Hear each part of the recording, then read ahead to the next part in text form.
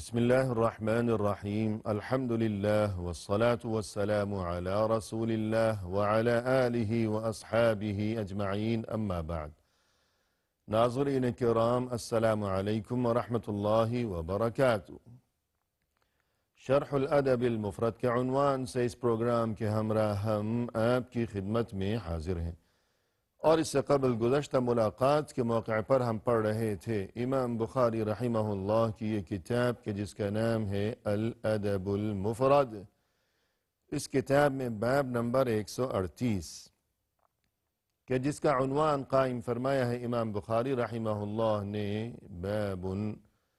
حسن الخلق اذا فقہ، یعنی انسان کے لیے دینی تعلیمات کی روح سے حسن اخلاق کی اہمیت اور ضرورت، اور بالخصوص مزید یہ کہ اگر انسان دینی سمجھ بوجھ کی نعمت سے بھی مزین ہو تو اس کا نتیجہ یہ برآمد ہوگا کہ انسان اس بات کو مزید بحسن و خوبی سمجھنے کے قابل ہو سکے گا کہ چونکہ دین اسلام میں حسن اخلاق کی بہت زیادہ تاکید و تلقین کی گئی ہے، تو لہذا یہ انسان اب اپنے اخلاق کو سنوارنے کی اور زیادہ کوشش اور فکر و جستجو کے قابل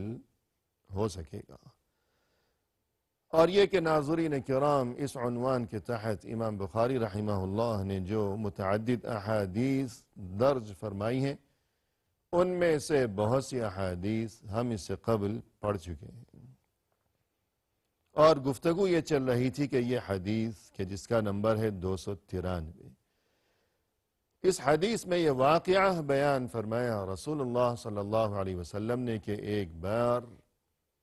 وہ امتیں جو کہ تم سے قبل گزر چکی ہیں، گزشتہ انبیاء کرام علیہم السلام کی جو امتیں تھیں، تو ان میں سے ایک شخص کا جب انتقال ہوا اور پھر اس کا حساب و کتاب لیا گیا، یعنی یا تو آخرت میں جب حساب و کتاب لیا جائے گا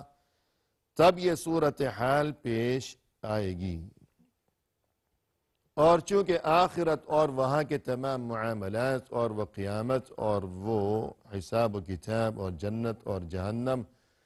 یہ تمام چیزیں چونکہ یقینی ہیں، لہذا ان کے لیے مستقبل کی بجائے اور آئندہ کی بجائے ہم دیکھتے ہیں کہ قرآن و حدیث میں ماضی کا صیغہ اکثر استعمال کیا جاتا ہے کہ گویا یہ ہو چکا۔ تو یہی معاملہ یہاں بھی ہے کہ جب اس کا حساب و کتاب لیا گیا، اور یا پھر یہ کہ حساب و کتاب ضروری نہیں ہے کہ وہ آخرت میں ہی ہو، بلکہ اس سے قبل جب اس دنیا سے انسان کا انتقال ہوتا ہے تو قدم قدم پر بہت سے مراحل پر حساب و کتاب کا سلسلہ چلتا رہتا ہے۔ تو یوں فرشتوں نے جب اس کی روح قبض کی، تب حساب و کتاب کا جب معاملہ درپیش آیا کہ اس کے عمل کا فرشتوں نے جائزہ لیا، اور یہ کہ اس کے عمل کو ٹٹولنے کے نتیجے میں جو صورتحال نظر آئی وہ کچھ یوں نظر آئی کہ اس کے نام اعمال میں کوئی بھی اچھا عمل نہیں ہے، خالی ہے نام عمل اچھے عمل سے۔ ہاں البتہ ایک بات یہ کہ وہ خوشحال انسان تھا، اور یہ کہ لوگوں کے ساتھ اس کا میل جول بہت زیادہ رہا کرتا تھا، کہ خوشحال ہے، روپیہ پیسہ ہے، امیر کبیر انسان ہے، لیکن متکبر نہیں ہے روپے پیسے کے سبب سے، متکبر نہیں ہے، روپے پیسے کی فراوانی کے باوجود لوگوں سے ملنا جلنا اس کا رہا کرتا تھا بہت زیادہ، تو یہ اچھی بات ہے۔ اور یا بقول اہل علم وہ خوشحال تھا، یعنی تاجر قسم کا انسان تھا، اور لوگوں سے میل جول کا سلسلہ اس سے مراد یہ ہے کہ لوگ اس کی دکان پر آیا کرتے تھے خرید و فروخت کے سلسلے میں، اور ظاہر ہے کہ جو لوگ آیا کرتے تھے تو ان میں وہاں محلے میں کسی بھی انسانی آبادی میں یہی صورتحال ہوا کرتی ہے کہ کوئی خوشحال ہے، کوئی مسکین ہے۔ جو خوشحال ہے وہ آیا، سامان خریدا اور نقد ادائیگی کر کے چلتا بنا، لیکن جو کوئی مسکین ہے وہ آتا، اپنی ضرورت کی چیز خریدتا کہ جینا تو ہے اس دنیا میں، مجبوری ہے، نہیں کھائے گا نہیں پیے گا تو جان سے ہاتھ دھو بیٹھے گا اور جیب ہے خالی، اور بھوک نے ستا رکھا ہے، لیکن آیا ہے کہ مجبوری ہے۔ لیکن سامان خریدنے کے بعد ادائیگی کے لیے روپے پیسے کا انتظام نہیں ہے۔ اب وہ کیا کرتا کہ ادھار لے جایا کرتا تھا۔ اب آگے کیا معاملہ تھا؟ فَكَانَ يَأْمُرُ غِلْمَانَهُ أَنْ يَتَجَاوَزُوا عَنِ الْمُعْسِرِ۔ جب وہ حساب و کتاب کا جائزہ لیا کرتا کہ آج کتنا مال فروخت ہوا ہے اور کتنی آمدن ہوئی ہے، اتنا مال گیا ہے، تو پھر وہ قیمت کہاں ہے، اس کے عوض جو پیسے آنے چاہیے تھے وہ کہاں ہیں، تو معلوم ہوا کہ کسی نے نقد ادائیگی کی ہے اور کوئی مسکین بھی ہے کہ جس نے ادھار لیا ہے، قرض لیا ہے، نقد ادائیگی نہیں کی۔ تو اس کا معمول یہ تھا کہ جب بھی کوئی ایسا معاملہ اس کی نظر سے گزرتا کہ محلے میں فلاں مسکین نے بھی آج میری دکان سے سامان خریدا ہے لیکن ادھار، اس لیے کہ مجبوری ہے، پیسے نہیں ہیں اس کے پاس، اب یہ کیا کرتا تھا؟ یأمر غلمانہ ان یتجاوزوا عن المعسر، اپنے خادموں کو، یعنی دکان پر جو اس کے خادم ہوا کرتے تھے، ملازم ہوا کرتے تھے، انہیں یہ حکم دیا کرتا تھا کہ دیکھو یہ جو بیچارہ مسکین ہے، یہ تنگ دست انسان جو ادھار پر سامان لے کر گیا ہے، اس سے درگزر کرتے رہنا، پریشان مت کرنا، اسے درگزر کرنا۔ آئندہ اگر کبھی یہ آئے، یا جب بھی کوئی مسکین اگر کبھی آئے اور نقد ادائیگی کی گنجائش نہیں ہے، چونکہ لہذا اگر وہ ادھار مانگتا ہے سامان کے بعد میں دے دوں گا، تو سختی سے پیش نہ آنا، بلکہ درگزر کرنا کہ ٹھیک ہے لے جاؤ، آئندہ جب حیثیت ہوگی، تمہارے پاس گنجائش ہوگی تو آ جانا، پیسے دے دینا، ورنہ یہ ہے کہ دیکھی جائے گی۔ یوں کہا کرتا تھا اپنے خادموں کو۔ بس یہی ایک چیز نظر آئی، اس ایک چیز کے سوا کبھی زندگی بھر اس نے قطعاً کوئی اچھا کام نہیں کیا، خالی ہے اس کا نامہ عمل، کسی بھی نیکی سے کوئی نیکی نہیں ہے سوائے اس کی اس عادت کے، اور کچھ بھی نہیں ہے کہ غلاموں اپنے خادموں کو یوں کہا کرتا تھا کہ جو کوئی تنگ دست ہے، مسکین ہے، اس کے ساتھ نرمی کا معاملہ کیا کرو، مہلت دیا کرو، اور یہ کہ سختی سے پیش نہ آنا، درگزر کیا کرنا۔ قال اللہ عز وجل، جب یہ صورتحال نظر آئی، اللہ عز و جل کی جانب سے فوری طور پر یہ ارشاد اور یہ فیصلہ صادر ہوا، فَنَحْنُ أَحَقُّ بِذَلِكَ مِنْهُ فَتَجَاوَزَ عَنْهُ، یہ جو مسکین قسم کے لوگوں سے درگزر کیا کرتا تھا دنیا کی زندگی میں، اپنی دکانداری میں، اپنے محلے والوں میں، درگزر، مسکین کے ساتھ درگزر کہ کوئی بات نہیں، بعد میں دیکھی جائے گی، نرمی برتتے رہنا، اپنے خادموں کو یہ حکم دیا کرتا تھا یہ انسان۔ اللہ نے یہ ارشاد فرمایا کہ فَنَحْنُ أَحَقُّ بِذَلِكَ مِنْهُ، نرمی اور غریب کے ساتھ یہ درگزر کہ چلو کوئی بات نہیں، اس چیز کے تو ہم اس سے بہت زیادہ حقدار ہیں، یہ تو ہماری شان ہے، یہ تو ہمارا کام ہے کہ جو کوئی مسکین ہے، بیچارہ ہے، حالات کا ستایا ہوا ہے، زمانے کا جو کوئی مارا ہوا ہے، کہ کھانے کے لیے کچھ نہیں ہے، پینے کے لیے کچھ نہیں ہے، ہاتھ خالی، جیب خالی، کرے تو کیا کرے، جائے تو کدھر جائے، یوں بیچارہ قرض لے کر یہ جو سانس کی ڈوری ہے اسے بچانے کا وہ انتظام کیا کرتا تھا کہ سانس چلتی رہے کسی طرح۔ تو جب اس انسان کا یہ حال تھا کہ اس قسم کے غریب انسانوں کے بارے میں اپنے خادموں کو یوں کہا کرتا تھا کہ درگزر کرنا، تو ہم یعنی اللہ تو بہت زیادہ درگزر کرنے والا ہے یقیناً۔ پھر نتیجہ کیا برآمد ہوا؟ فَتَجَاوَزَ عَنْهُ، اللہ نے بھی اس کے ساتھ درگزر کا معاملہ فرمایا۔ درگزر کہ جاؤ، چھوڑ دو اسے، اعلان ہو چکا، فیصلہ ہو چکا ہے ابھی سے اس انسان کے لیے کہ اب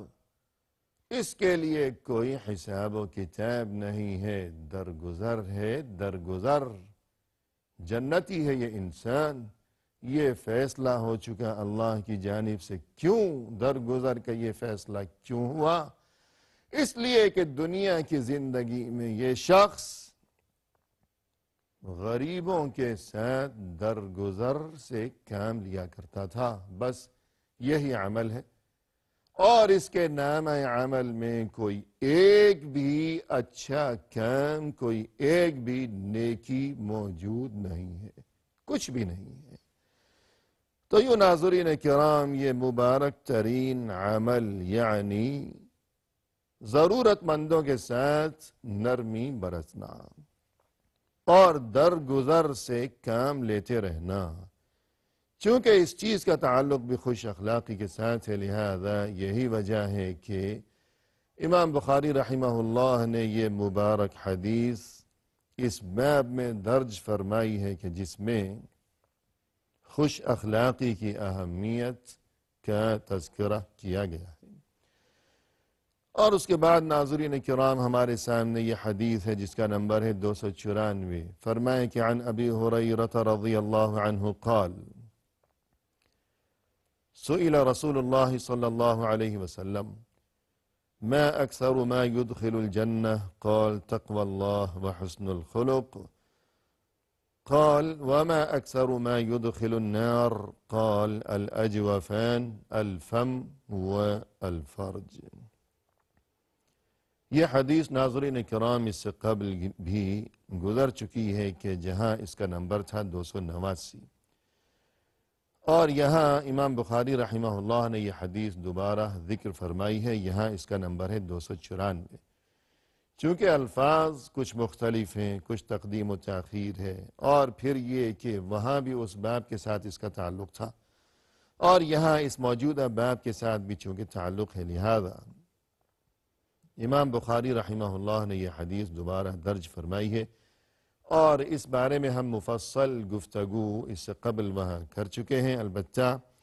اشارے کے طور پر مختصر تذکرہ ہم خلاصہ بیان کر دیتے ہیں دوبارہ۔ رسول اللہ صلی اللہ علیہ وسلم سے ایک بار یہ سوال دریافت کیا گیا کہ وہ کون سا عمل ہے کہ جس کی وجہ سے لوگوں کو سب سے زیادہ بڑی تعداد میں جہنم کی آگ میں جانا پڑے گا، جنت میں جانا پڑے گا؟ تو جواب میں رسول اللہ صلی اللہ علیہ وسلم نے فرمایا کہ وہ عمل